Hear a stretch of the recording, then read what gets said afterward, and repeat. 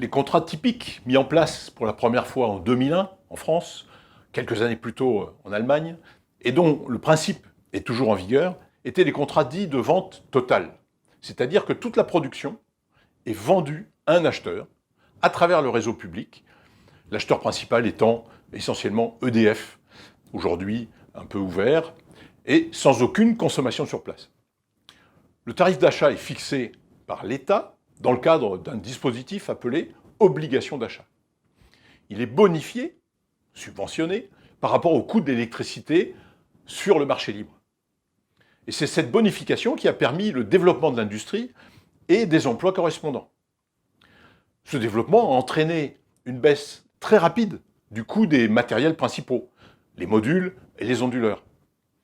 Donc l'État a ensuite réagi, ajusté les tarifs d'achat en conséquence, pour maintenir la capacité des projets à être financés, tout en évitant des rentabilités indues.